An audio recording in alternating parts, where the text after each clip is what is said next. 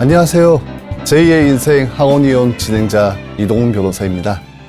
결혼 후 자신의 이름을 잃어버린 채 누군가의 남편, 아내, 부모로 불리며 살아온 세월. 더 늦기 전에 나라는 존재를 찾으시려는 분들이 어렵게 내린 결정 학원이용.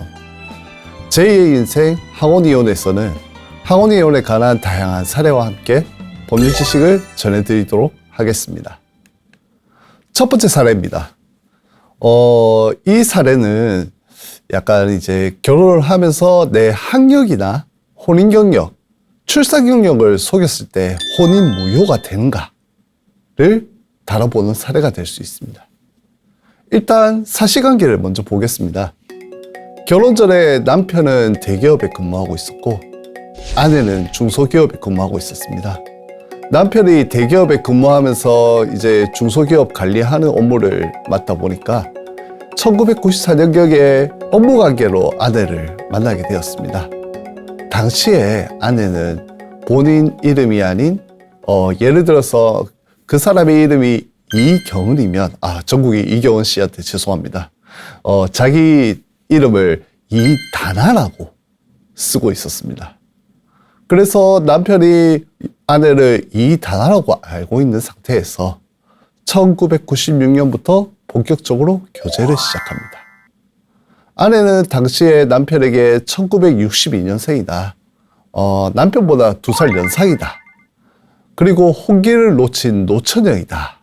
그리고 내가 좀 좋은 대학교 교육학과를 졸업하고 중학교에서 교직 생활을 하다가 그때 당시에 그 전교조 사건으로 사직했고 집에서 장녀고 여동생 1명하고 오빠 2명이 있는데 큰 오빠가 매우 유명한 대학의 교수라고 소개를 했습니다. 그런데 실제로는 1996년생이라고 했지 않습니까? 나이가 7살이 더 많았습니다. 1955년생이었고 전문 대학교를 졸업했습니다. 좋은 대학교가 아니라 4년제 대학도 아닌 전문 대학교를 졸업했었고 이거 노처녀라고 했는데 1976년에 전전 배우자하고 2명의 자녀를 두고 있었고요. 그리고 5년 뒤 이혼을 했고 1983년에 한 번 더 재혼을 해가지고 1명의 자녀를 두고 있었습니다. 그런데 그 혼인 생활도 길지 못해서 이혼을 했고요. 그리고 교직 생활을 해서 전교조 사건으로 사직을 했다고 했는데 교직 생활을 한 적이 전혀 없습니다. 큰 오빠는 대학 교수가 맞는데 오빠가 2명이라고 했지 않습니까?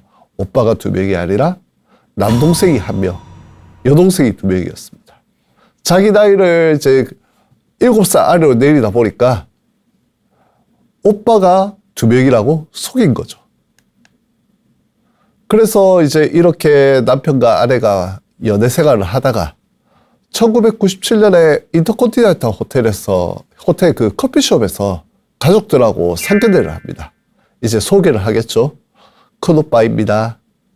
작은 오빠입니다. 동생인데 작은 오빠입니다. 그리고 내 여동생들입니다. 어머니입니다. 그리고 속인 게 있으니까 보통 상견례를 저도 이제 해봤지만은 거의 한 2-3시간 넘게 했던 것 같은데 여기는 희한하게도 20분 만에 의례적 인사만 하고 끝냈습니다. 그리고 한 달 뒤 호텔 소피텔 엠버스더 호텔에서 결혼식을 합니다. 청첩장이나 결혼식장이나 아까 제가 말했죠? 그 남편한테 자기 이름을 이다나라고 속였다고 했잖아요. 청첩장이나 결혼식장에서 신부 이름에다가 자기 이름인 이경은이 아닌 이다나라고 적어놨습니다. 그리고 가족들이 모두 참석을 했는데 그 이다나라고 적힌 이름에 대해서 신부 가족들도 아무도 문제를 제기하지 않았습니다. 그리고 이제 결혼을 했으니 혼인신고를 해야겠죠. 혼인 후에 남편이 계속적으로 아내한테 혼인신고를 하자고 이야기를 합니다. 그런데 아내가 찔리는 게 있으니까 당시에는 이제 가족관계 등록부가 아니고 호적이겠죠. 호적 정리를 이유로 계속 미룹니다. 그리고 한 4년 동안 남편이 계속 이제 혼인신고를 하자 하니까 결국은 이 아내가 4년 뒤에 내가 이다나가 아니고 실제 이름은 이경은입니다 라고 하면서 혼인신고를 합니다. 또 2년 뒤에 남편이 이제 아내를 너무 사랑하다 보니까 차를 사주면서 이제 대출을 받는데 여기에 아내의 주민등록번호가 이상하네요. 62년생이 아닌 55년생으로 기재되어 있는 걸 봅니다. 그리고 대출 담당자도 제 차, 아내의 그 주민번호가 55로 시작한다는 것을 확인시켜줬습니다. 그럼에도 남편이 이의를 제기하지 않습니다. 이제 한 1년이 지나서 아내가 남편이 갑자기 이제 퇴직금을 받아가지고 퇴직금을 중간정산을 받았는데 여기에 대한 사용처를 물어보기 시작합니다. 그리고 남편의 여자관계가 의심이 되어서 남편한테 여자관계에 대해서 계속 추궁합니다. 근데 남편은 또 아내의 가사소홀을 이야기하면서 결국은 서로 주장이 충돌하고 다투게 됩니다. 결국은 참다 못한 남편이 이혼을 요구하고 이제 이혼을 요구하는 과정에서 이제 아내의 그 혼인관계 증명서나 이제 최근에는 가족관계 증명서 이런 걸 뗄 수가 있습니다. 당시에는 이제 그 호적 등본을 뗄 수가 있게 되었겠죠. 그 과정에서 아내가 이제 이혼한 경력, 그것도 재혼도 아니고 재재혼인 경력을 발견하게 되고 또 밑에 자녀가 3명이 있는 걸 발견하게 됩니다. 그래서 남편이 너무 놀래가지고 일단은 열도 받고 너무 놀래가지고 혼인무효 청구를 합니다. 오늘의 주제입니다. 혼인무효 청구. 그래서 이제 남편이 혼인무효 청구를 하면서 무슨 주장을 했냐. 일단은 나는 이경은하고 결혼한 게 아니고 이다나하고 결혼했다. 이경은하고 결혼하지 않았으니까 이 혼인은 무효다. 라고 주장을 했습니다. 그리고 두 번째로 아내가 이름 그리고 나이를 7살이나 더 내렸고 학력도 좋은 학교도 아니고 전문대에 다니고 있었고 또 노처녀라고 했는데 뭐 재혼도 아니고 2번이나 결혼하고 이혼한 경력이 있고 또 출산 경력도 속였다. 내가 여기 속아가지고 혼인 의사를 표시한 거는 중대하자로 무효다. 라고 이렇게 두 가지를 주장을 했습니다. 일단은 첫 번째 주장 관련해가지고 일단은 가명의 여자가 아니라 김경은이 아니라 이다나다. 그런데 이제 남편이 알고 있었다라는 전제로 남편 주장은 말이 안 된다고 해서 일단 남편 1번 주장에 대해서 법원이 기각을 합니다. 근데 또 2번 주장 관련해가지고 민법 815조에는 혼인무효 사유로 3가지를 규정을 하고 있습니다. 4가지네요. 일단은 당사자 간의 혼인 합의가 없는 때, 그리고 혼인이 민법 809조 제1항의 규정을 위반한 때, 그리고 당사자 간의 직계 인척 관계가 있거나 있었던 때, 그리고 당사자 간의 양부모계의 직계 혈족 관계가 있었던 때를 규정을 하고 있습니다.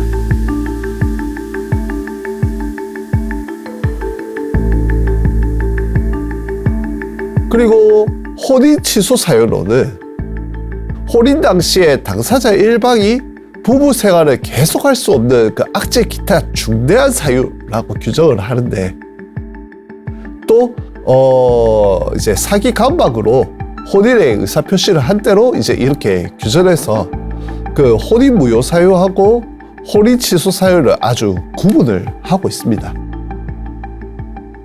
그래서 이제 법원이 보니까 당신이 주장하는 거는 와이프가 사기 강박으로 당신을 속여서 혼인을 했다라고 주장하는 것 같으니까 당신 주장은 혼인 취소 사유다 라고 주장을 하면서 일단은 남편의 혼인 무효 주장은 전부 기각을 시킵니다. 그래서 이제 재판부가 무효 주장이 기각이니까 이 혼인무효 청구를 기각이다 라고 결론을 낸 게 아닙니다. 이제 재판부가 한 걸음 더 나갑니다. 이게 혼인 취소 사유에 해당하는가? 일단은 앞서 말씀드린 것처럼 아내가 남편한테 일단 자신의 학력, 전문대학 다녔는데 이제 그 자기가 이제 뭐 거의 스카이급 나왔다 이렇게 이야기했고, 혼인 경력 놓쳤는데 뭐 2번이나 혼인했던 게 있고, 출산 경력 애 없는데 애가 알고 보니까 3명이 있고, 이런 거짓말을 하고 여기에 이제 착오를 빠진 남편이 혼인 의사 표시한 거니까, 이런 아내의 거짓말이 없었으면은 남편이 혼인에 이르지 않았을 것이다 라고 법원이 봤습니다. 그런데 문제는 이런 게 있습니다. 민법 823조에 따르면은 사기를 안 날로부터 3월이 경과할 때 그 취소를 청구하지 않으면은 혼인 취소를 청구하지 못하게 되어 있습니다. 그런데 알고 보니까 제가 뭐라고 했죠? 나이는 일단은 중고차를 사준 게 1년 전이라고 했잖아요. 혼인 무효 청구하기 1년 전에 나이를 알았고, 그 다음에 이름도 2001년 혼인신고할 때 실제 이름을 알았으니까 일단은 나이를 속였다는 거는 혼인 취소 사유가 없다라고 법원이 판단을 합니다. 그런데 그렇다고 혼인 취소가 아닌 게 아니고 뭐라고 했습니까? 아까 남편이 호적등본을 떼면서 혼인 경력 및 출산 경력을 알았다고 했잖아요. 호적등본을 바로 떼고 혼인 무효 청구를 바로 했기 때문에 일단은 그 사유로 혼인 취소 사유가 된다 해서 혼인 취소 선고를 합니다. 그리고 남편이 이 혼인 무효 청구를 하면서 가족들한테도 손해배상 청구를 했습니다. 뭐냐? 아내 가족들이 아내가 이름도 속이고 나이도 속이고 출산 경력도 속이고, 그리고 이혼하고 재혼하고 또 이혼하고 재재혼하고 이런 경력을 속이는데 가담했다라고 주장하면서 가족들한테 이제 손해배상 청구를 했습니다. 위자료 청구죠. 그런데 이제 법원이 이렇게 판단을 합니다. 아내 가족들이 아내 학력하고 혼인 경력하고 출산 경력에 대해서 허위 사실을 이야기를 직접 한 건 아니고, 또 적어도 그 기망하는 자리에 참석해서 그 기망행위를 무기를 하는데 동조를 했냐? 그것도 아니다. 당신들 상견례를 20분밖에 안 했지 않냐? 그 과정에서 이런 이야기가 나왔다는 입증 증거가 없다. 또한 남편이 그 아내가 속였다는 것을 알고도 이거를 이제 바로 잡아줘야 되는데 가족들이 아내가 속였다는 걸 정확하게 알지 못했다라고 판단을 했습니다. 그래서 이 사안 정도에는 남편이 가족들이 속였다는 걸 입증을 하지 못해가지고 아내 가족들에 대한 손해배상 청구를 기각을 했습니다. 두 번째 사례로 들어가겠습니다. 앞선 사례는 이제 특이한 사례고, 일반적으로 혼인을 무효로 청구하는 사례가 어디서 많이 일어나냐? 보통 외국인 배우자. 그러니까 이제 일반적으로 이제 저희가 나이가 많으면은 외국인 배우자 뭐 소개받아갖고 결혼을 많이 하고, 외국인 배우자들이 보통 이제 들어와서 한국 국적을 취득을 하는데, 이 가정을 악용한다고 생각을 하고 보통 외국인 배우자들한테 혼인무효를 많이 청구를 합니다. 일단 이 사실관계부터 먼저 알려드리겠습니다. 남편이 결혼준비업체를 통해 갖고 아내를 만났습니다. 아내는 베트남 사람이었습니다. 그래서 남편이 보통 결혼준비업체에서 서로 이제 이렇게 중매를 해주고, 이제 보통 이제 남편들이 일반적으로 베트남이나 태국이나 뭐 라오스나 이쪽으로 이제 넘어갑니다. 그래서 이 남편도 베트남에서 결혼식 후에 20일간 베트남에서 아내와 생활을 합니다. 그리고 3개월 뒤에 베트남에서 혼인신고를 하고 그 뒤에 다시 아내를 한국으로 초청을 합니다. 이제 한국에 들어온 아내는 남편하고 같이 살면서 이 남편이 이제 식당을 좀 큰 거를 하고 있었습니다. 그래서 이제 아내가 자연스럽게 남편 식당의 일을 돕고 몇 차례 이제 뭐 성관계도 가졌겠죠. 그래서 이제 아내가 국내에 입국한 직후부터 이제 문제가 조금 있습니다.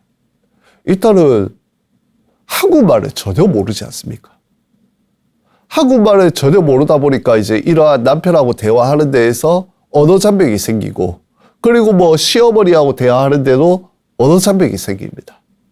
그리고 나이 차가 23살입니다. 당시에 남편은 이제 거의 노총각 만 43세였고 아내는 만 20세에 불과했습니다. 그래서 이러한 세대 차이로 인해 가지고 의사소통도 또 안 되는 겁니다. 그리고 또 아내가 임신한 상태에서 계속적으로 남편이 운영하는 식당을 이런 돕는 문제도 있고, 그다음에 남편이 나이가 있다 보니까 건강 문제도 있고, 또 아내 같은 경우에는 이제 베트남에 계신 부모를 그 한국으로 계속 초청을 하고 싶은데, 남편이 계속 돈이 없다라는 이유로 아내 그 부모들을 한국에다 초청을 안 합니다. 또 이제 그러다 보니까 아내가 이제 계속 그 베트남에 있는 아빠나 엄마가 보고 싶은데 그 볼 수가 없으니까 계속 이제 휴대폰으로 국제전화를 계속 많이 하게 됩니다. 이로 인해 가지고 휴대폰 요금이 많이 나오니까 남편이 또 화를 내고 이렇게 이제 아내와 남편의 갈등이 계속 지속되고 있습니다. 그러다 보니까 아내 같은 경우에는 남편하고 갈등이 계속 지속되니까 이제 남편하고 조금 더 잘 살려고 남편하고 함께 그 보통 이제 다문화 가족 지원센터라는 게 있습니다. 이런 이제 그 외국인 배우자하고 이제 한국 남편하고 보통 이제 세대차도 많이 나고 언어 장벽도 있다 하다 보니까 여기를 방문해가지고 일단은 부부 상담을 계속 받습니다. 그런데 상담을 받는 과정에서 남편도 불만이 있다 보니까 서로 이혼 의사가 있음을 확인하게 됩니다. 오히려 잘 되려고 간 부부 상담인데 서로 이혼 의사만 확인하고 돌아오는 거죠. 결국은 아내가 그 다음날 그 이주 여성 쉼터에 입소를 합니다. 그리고 이제 아내가 이주 여성 쉼터에 입소를 하고 난 뒤에 그 쉼터에 가면은 보통 이런 그 외국인 배우자를 위한 상담사들이 있습니다.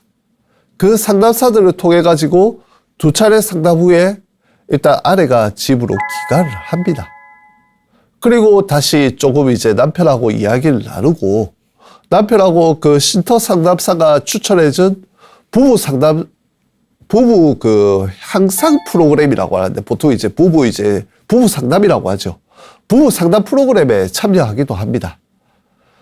그런데 이제 부부 상담 프로그램 참여하면서 그 전에 갈등이 있었던 거 말씀드렸잖아요. 그 남편은 아내가 계속 이렇게 휴대폰 요금이 많이 나오는 거. 그리고 이놈의 남편이 초혼이 아니었습니다. 전처가 있었습니다. 전처 사이에 낳은 딸을 키우기를 원했기 때문에 이 아내는 그 딸을 키우기 싫었고 남편은 그 딸을 키우고 싶어 했기 때문에 이걸로 인한 갈등, 또 다시 이런 갈등이 지속되다 보니까 남편하고 다시 그 앞에 말씀드렸던 지원센터를 방문해서 상담을 받았지만은 도저히 이제 이게 좁혀지지 않으니 다음날 다시 집을 나가버립니다. 그래서 남편이 이게 뭐냐 이렇게 하면서 이 아내를 상대로 이혼 무효소를 제기를 합니다. 일단은 남편이 제기한 이혼 무효소에 대해서 1심, 2심 법원하고 대법원 판단이 다르다는 걸 먼저 말씀드리고 진행을 하겠습니다. 일단 1심, 2심 법원은 베트남 국적인 아내와 혼인 생활이 너무 짧다고 판단을 했습니다.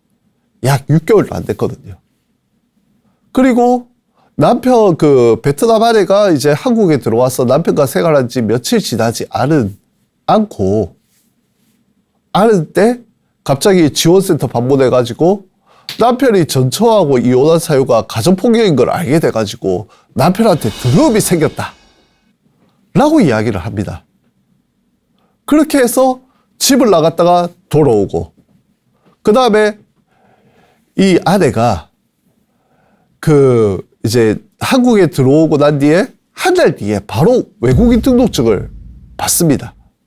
그리고 난 뒤에 한 달 또 지나고 나서 이 외국인 등록증을 받고 난 뒤에 바로 또 집을 나가고 남편하고 아예 연락을 끊어버립니다.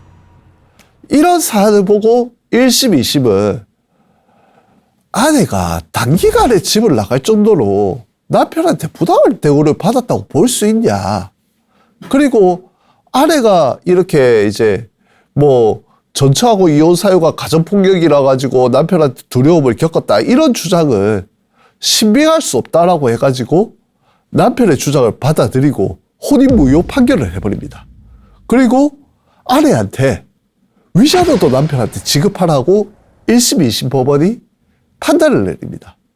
그래서 아내가 너무 억울해서 대법원에 상고를 하죠. 근데 대법원에서는 판단을 이렇게 내렸습니다. 일단은 제가 이혼 무효 사유들을 앞에 사례에서 제가 정리를 4가지를 해드렸지 않습니까? 그 중에 사유로 당사자 간의 혼인의 합의가 없는 때라는 것은 당사자 간의 사회감정상 부부라고 인정될 수 없는 정신적, 유체적 결합이 생기게 할 의사합치가 없는 경우를 뜻한다. 라고 대법원에서 이야기를 합니다. 그리고, 이제 이런, 외국인 배우자하고 이런 혼인 무효 사유가 무효 소송이 너무 많으니까 이런 기준을 좀 세워줍니다.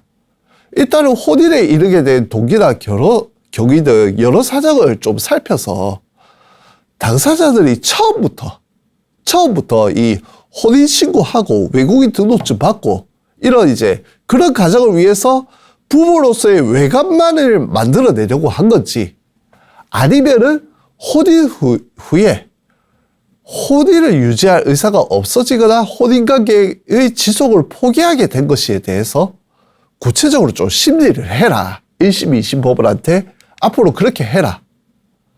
그리고 상대방 배우자가 혼인을 유지하기 위한 노력을 게을리 했다거나 관계를 종료하겠다라는 언행을 했다는 단순한 사정으로 혼인신고 당시에 혼인 의사가 없었다고 쉽게 단정해서는 안 된다라고 이야기를 합니다. 그래서 이러한 전제로 대한민국 국민이 베트남 배우자하고 혼인할 때는 한국에서도 혼인신고를 하지만 앞서 말씀드린 것처럼 베트남에서도 혼인신고를 했다고 했지 않습니까? 그리고 베트남에서 혼인신고하고 혼인증서 받아가지고 베트남 배우자가 출입국 관리 법령에 따라가지고 결혼 목적의 사정을 이제 베트남에서 받아야 됩니다. 이 사정을 발급받아가지고 대한민국에 입국하여 혼인 생활을 하게 되는 경우가 많은데 결국은 양국의 법령 그리고 여러 절차를 거쳐야 되고 언어장벽이나 문화관 차이 등의 혼인 생활의 양상이 다른 점을 고려를 하고 그 다음에 여기에 혼인 의사가 없는지 세심하게 판단해야 된다 라고 또 전제를 깝니다.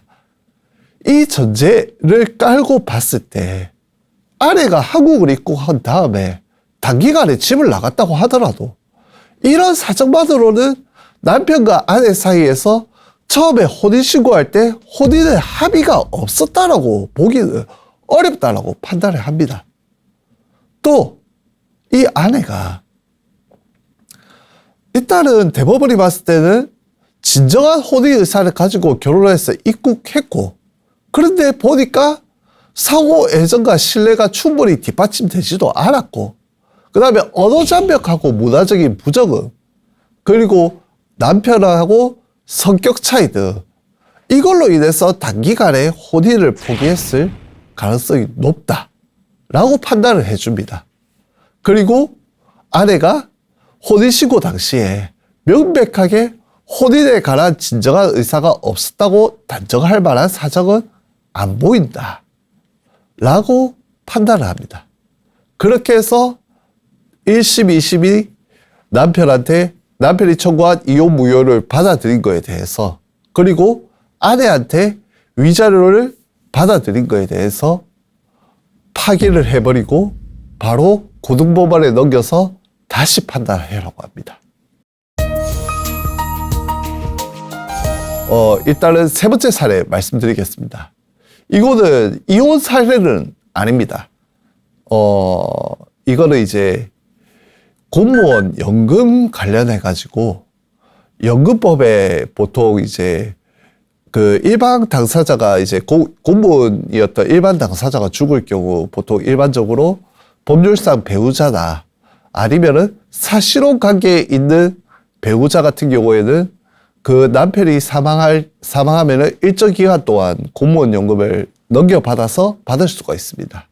그래서 이런 연금을 받는 데 있어서 형부와 처제 사이의 사실혼 관계가 어떻게 되느냐가 문제가 된 사례입니다. 일단 남편 같은 경우에는 그 처제의 언니, 그러니까 이제 아내죠. 지금 사례에. 그 처제의 언니하고 결혼한 후에 이 이남 1년을 뒀습니다. 그리고 17년 뒤에 대학 교수로 임명되어서 그 처제의 언니하고 주말 부부로 살게 되었습니다. 그런데 주말 부부로 살다가 처제의 언니가 10년 뒤에 병으로 사망을 합니다. 그래서 이제 당시에 미혼이던 처제가 그 이제 주말 부부로 살고 있으니까 별도로 떨어져서 살지 않습니까? 그래서 이제 서울집에 남아있던 조카들, 그 언니의 그 남편의 자식들하고 언니의 자녀들, 조카들과 함께 살기 시작합니다. 그리고 이제 그 조카들 중에 장남이 결혼해서 서울집에서 이제 신혼살림을 차리게 되고, 이에 처제가 이제 남편이 있는 곳에 내려와갖고 남편하고 동거하기 시작합니다. 남편하고 처제는 이제 부부 동반 모임이나 여행에 참가하는 등 부부로서 생활을 하고, 또 남편 같은 경우에는 이 처제한테 배우자용 가족 신용카드 발급해주고 처제의 국민연금하고 건강보험료를 또 납부를 해줍니다. 이러한 그 남편하고 처제의 그 사실적 생활 관계가 자녀들도, 남편의 자녀들도, 그리고 친인척들도, 그리고 주변 지인들도 얘들은 부부 관계다. 그리고 자녀들도 새엄마라고도 부르기도 합니다. 그리고 이렇게 좀 알콩달콩하게 살아오던 가정에 남편이 이제 대학 교수로 퇴직을 하게 되고 또 사망을 하게 됩니다. 얼마 못 가서 사망을 하게 됩니다. 그런데 결국은 이 형부하고 처제 관계다 보니까 혼인신고를 마치지를 못했습니다. 그래서 이제 이 남편이 사망한 후에 처제가 공무원 연구공단에다가 남편의 유족급여를 신청을 했습니다. 그런데 공무원 연구공단은 이 처제의 유족급여 신청에 대해서 이거 공무원 연금법에 따르면은 유족급여를 받을 수 있는 배우자는 제가 아까 말씀드렸잖아요. 공무원 재직 당시에 혼인신고를 마친 법률상 배우자이거나 사실상 혼인관계에 있던 자여야 하는데, 남편이 공무원으로 재직할 당시에 1990년대 민법상에 보면은 형부와 처제 사이의 혼인은 무효라고 되어 있고, 또 혼인 무효에 해당하는 사실관계는 공무원 연금법에 따라 가지고 사실상 혼인관계로 인정될 수 없다 라고 해서 처제의 연금 신청을 거부를 합니다. 그래서 처제가 너무 억울해서 일단은 법원에다가 이 공무원 연금공단의 처분을 취소하는 그 소를 제기를 합니다. 그래서 1심하고 2심이 지나고 대법원에 가서 이런 판단이 됩니다. 일단은 형부하고 처제의 혼인은 구간수법상으로 금지되는 건 아니었습니다. 그리고 1960년대에 보통 민법이 시행이 됐었는데 이 그 현모와 처제의 혼인에 대해서 이걸 혼인무효로 한다라는 규정이 이게 금지한다는 규정이 이게 혼인무효인지 취소 사유인지에 대해서 되게 학자들 사이에서도 견해 대립이 아주 많았습니다. 그리고 오히려 대다수의 학자들이 오히려 이 그 혼인 자체가 금지된다라고 보는 게 좀 이게 너무 무리지 않냐라는 견해가 더 많았습니다. 그래가지고 이러한 견해 바탕에서 1990년대에는 민법이 친족 범위에 대해서 개정을 하면서 처의 부모가 아니고 사촌 이내로 확대를 합니다. 이러다 보니까 현모와 처제 사이에 혼인이 금지되고 이 혼인 자체가 무효 사유가 되게 됩니다. 그래서 이제 이러한 1990년대 민법에 대해서 이게 너무 부당하다라는 비판이 적지 않았습니다. 그러다 보니까 이러한 비판이 학자들이 계속 하다 보니까 이제 입법자들 입장에서도 국회의원들 입장에서도 부담스러울 수밖에 없지요.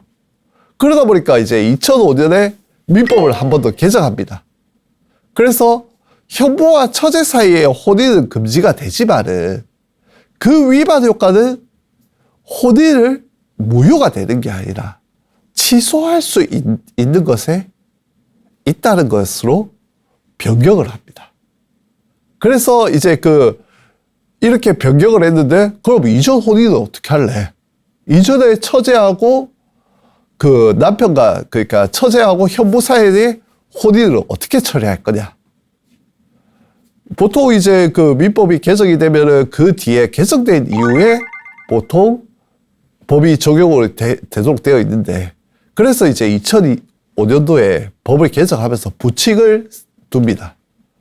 이 혼인 무효 취소에 대한 경과 조치로 이 법 시행 전에 혼인의 종전 규정에 의하고 혼인 무효 그러니까 이제 형부하고 처제의 혼인은 무효였지만 또는 취소 원인 사유가 되는 경우에도 이 법 규정에 의해 가지고 혼인 무효가 아니라 혼인 취소가 될 수 있다라고 부칙을 개정을 합니다. 그래서 1990년 당시에 혼인 무효였던 이 남편하고 처제의 혼인 관계가 사실혼 관계가 취소되는 무효가 되는 사실혼 관계가 아니라 오히려 취소 사유가 있는 사실혼 관계라고 주장할 수 있게 됩니다. 따라서 이제 대법원 같은 경우에는 이 남편하고 처제의 사실혼 관계 형성 경위를 봤을 때 일단은 그때 당시에 가족들도 이 처제하고 남편 간의 혼인이 서로 간의 부부 관계라고 인정을 했고 또한 주변 지인들도 이 사람들이 부부 관계라고 인정을 했고 그리고 오히려 자녀들도 이 처제에 대해서 이모가 아니라 새엄마라고 부르는 이런 거를 볼 때 또한 이 남편하고 처제 간의 혼인 생활이 사실 15년이 넘었습니다. 그러니까 이 15년 동안 부부 생활이 안정이 돼 있고 신뢰가 형성이 돼 있다는 걸 종합해 보면은 비록 그 남편이 공무원으로 재직할 때 시행되던 1990년 민법상으로는 이 남편하고 처제 간의 혼인이 무효였다고 하더라도 남편과 처제의 사실혼 관계는 이게 과연 반윤리적이냐? 그리고 또 반공익적이냐? 그리고 우리 이거 민법하고 혼인법 질서에 본질적으로 반한다고 봐야 되냐? 라고 대법원이 의문을 제기를 합니다. 그래서 결론적으로 이 남편하고 처제의 사실혼 관계는 이 공무원 연금법상의 사실상의 혼인 관계에 해당한다라고 판단을 내립니다. 그리고 아내는 같은 법 규정에 의해 가지고 유족연금 수급권자인 배우자에 해당한다라고 판단을 내려줍니다. 결국은 이 아내가 15년간 형부하고 이렇게 뭐 현부하고 처제 간의 관계에 대해서 주변 지인들이나 아니면 가족들이나 그리고 이제 주변의 특히 자녀들한테도 인정을 받았는데 공무원 연구공단에서 당신들은 혼인관계가 아니야. 오히려 주변이 인정을 했는데 국가가 이제 이거를 인정을 안 하니까 너무 억울한 마음에 결국은 나의 이 억울함을 풀어달라고 이제 이 기나긴 소송 과정을 진행을 했는데 1심, 2심을 지나가지고 대법원에 와갖고 결국 이제 인정을 받은 거죠.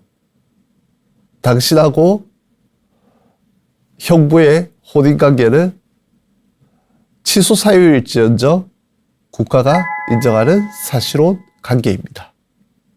어떻습니까? 지금은 어떠냐면은 이제 이 판례 이후로 처제하고 남편의 사실혼 관계에 대해서 이제 취소를 주장하지 않는 이상은 물론 혼인신고는 좀 쉽지가 않습니다. 혼인신고는 쉽지가 않은데 이런 사실혼 관계에 대해서는 특별히 법원에서 문제를 삼지 않고 있습니다. 또한 그 공무원 연구공단에서도 여러 이제 처제하고 형부의 이제 사실혼 관계에서 이 대법원 판례 이후에는 유족급여를 신청하면은 어지간하면은 다 받아주고 있습니다. 그리고 그 이제 일반적으로 최근에도 이제 아직도 이제 학설 같은 경우에는 이 형부하고 이제 처제의 혼인 관계에 대해서 이게 취소 사유로 보는 것도 이제 좀 너무하지 않냐. 혼인 신고가 될 수 있도록 하자라는 측면에서 이게 이제 형부하고 처제가 혼인 신고가 될 수 있도록 법을 개정하자는 그 학설이 더 유력합니다. 오늘 사례 어떻게 들으셨나요? 그 부부의 인생이라는 여행길을 함께 걸으면서 고락을 함께 나누는 동반자입니다. 항혼이혼을 생각하시기 전에 긴 세월 함께해온 깊은 정을 다시 한번 헤아려 주십시오. 그래도 돌이킬 수 없는 결심이라면 저희 제2의 인생 항혼이혼에서 도움이 되어 드리겠습니다. 저는 다음 주에 다시 찾아오겠습니다. 함께 해주셔서 고맙습니다.